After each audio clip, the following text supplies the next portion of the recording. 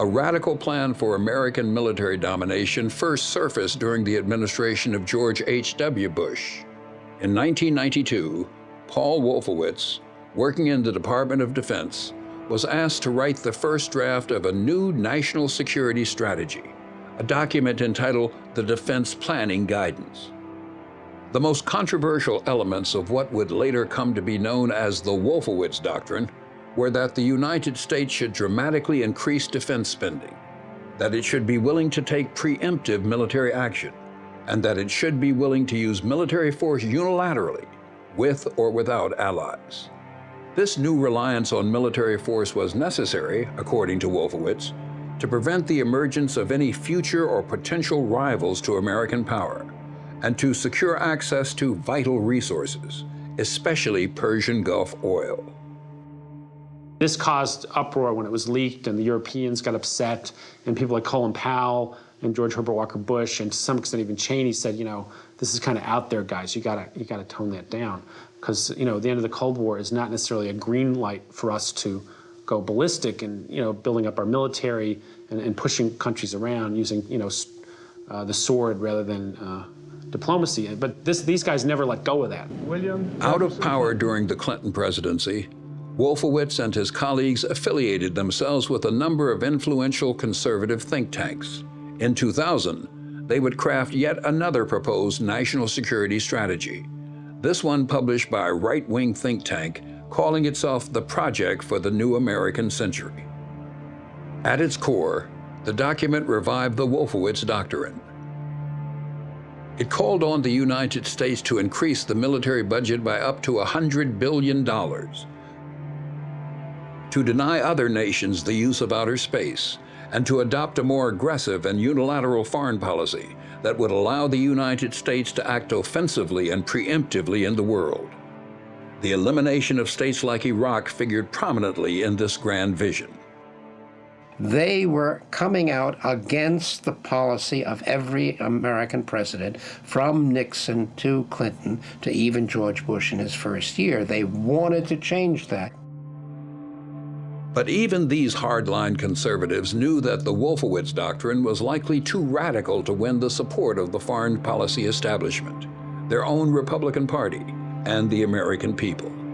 In their defining document, written in September of 2000, a full year before 9/11, they acknowledged that the process of transformation, even if it brings revolutionary change, is likely to be a long one. Absent, in their own chilling words, some catastrophic and catalyzing event, like a new Pearl Harbor. 1 year later, that event would arrive.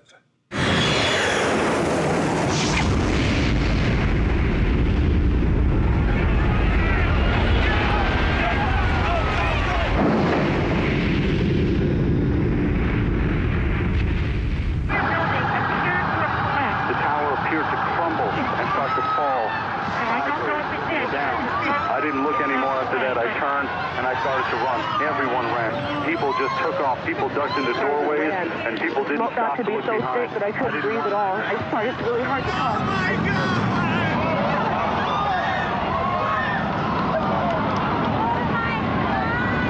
They're both down now. It's just a huge cloud of smoke. We have an airplane that crashed into the Pentagon.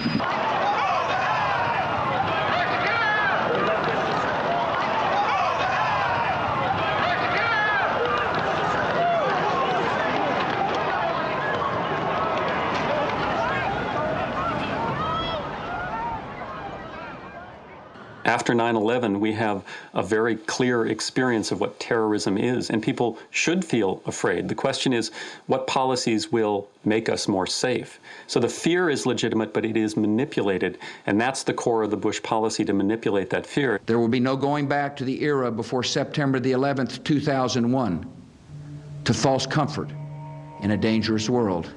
I've been a born New Yorker all my life. I've lived here all my life. So for me, it was a powerful personal event. What I remember, what I think it taught, of course, my first reaction was fear, anger, rage, vengeance. I think all of us, if we're human, had that reaction. The question for all of us is what we remember and what we do with the memories. What is the lesson? What does it tell? What does it teach? For the president, it teaches the lesson of the axis of evil. States like these and their terrorist allies constitute an axis of evil. It teaches the lesson that America has enemies, secret, dangerous enemies who have to be taken out. Our enemy is a radical network of terrorists and every government that supports them. It teaches the lesson that we can never be weak. We have to flex our muscles at every turn. We will fight with the full force and might of the United States military. That's one kind of lesson. It creates a politics of fear. We have every reason to assume the worst.